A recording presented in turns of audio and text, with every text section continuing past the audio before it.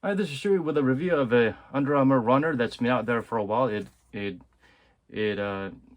implements the Flow foam technology. The name is crazy long and unimpressive. Flow Velocity Wind. My, I mean, if they can't make decent shoes, they should at least try to come up with catchy names. Firstly, let's compliment the shoe. I think the design-wise, especially with the new upper thread material, it looks really smooth and nice. I love the design. I think it's probably one of the most beautiful Under Armour shoes ever created in terms of the looks, especially with this colorway. I guess the upper is what they're calling the warp system.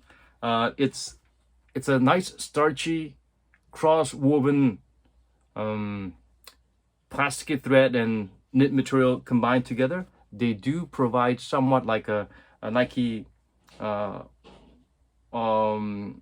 Nike wire, what was it, fly wire type of lockdown, I suppose. Uh, First of all, the fit for the shoe is really narrow, so do go up half a size. I would recommend that. Unless you have crazy narrow feet, then you can go true to size. This part is something you should be wary of. There are some models out there with crazy toe box space. This one is the total opposite. It's very low and tight. So if you have really big toes that stick out and you need some room here, make sure you try this shoe on because it may suffocate you a little bit. For me, an average Joe toe, it fit nicely. It formed nicely around my feet. For size 9.5, it weighs about 250 grams. Is super light, but unfortunately, probably because of the density of the midsole and how heavy it is, regardless of the nice upper, it feels a little bit heavier than what the digits show. The material, the warp material, it is designed to provide good stability and great ventilation, but unfortunately there's another inner booty type of material from here on, so only on the waist side that you will feel that ventilation at work. Up to this point, you will feel like the ventilation has been neutralized.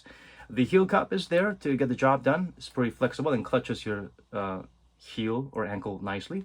The padding is overall nice. The way it's cut is in a way that it provides some level of security without cutting into your feet. So that's nice. The outsole is the same as the midsole. So I would like to remind the world, you can't have both. If you use the same material for the midsole and the outsole, there will be compromises. Unless, again, if you use the same material, you're gonna have a midsole that's too rigid, like a rubber outsole. You're gonna have an outsole that's too soft and forgiving, like a midsole. Or you're just gonna have you just can't. How are you gonna strike a balance? You can't. So the midsole is not as soft as it could be. The outsole is not as sticky as it could be. It's got a lot of grooves, and because it's so flexible, it might be okay for I guess areas that's not even, some coarse surfaces. It'll grip nicely, but when it comes to smooth surfaces that might be a little bit dusty, therein lies the danger, just like the Curry 8s.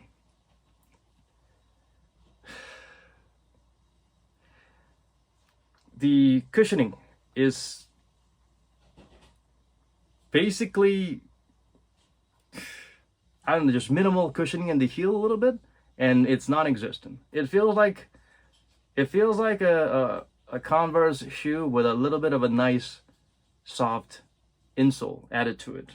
The insole actually is pretty decent. It's just plain EVA looking insole, but this is actually nice and soft, and it actually works nicely in tandem with the midsole. Without the insole, you can clearly feel the cushioning has decreased by, I don't know, about 40%. This is a weird material that Under Armour is pushing. Please go back to your hover. The cushioning is everything overall, compared to what Nike had in the past, like the Lunar Glide 4 or the Flyknit 1, Lunar Flyknit 1 Racer. It's not a Racer, Flyknit 1 Lunar, I think.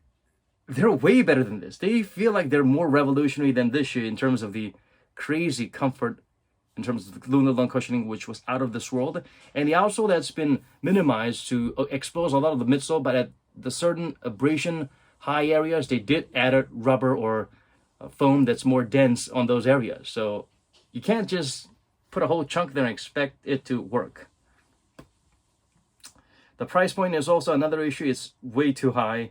Even if it goes on sale, you might want to consider, is this a shoe you want? If you like this as a looker, go ahead. For a performer, hard pass.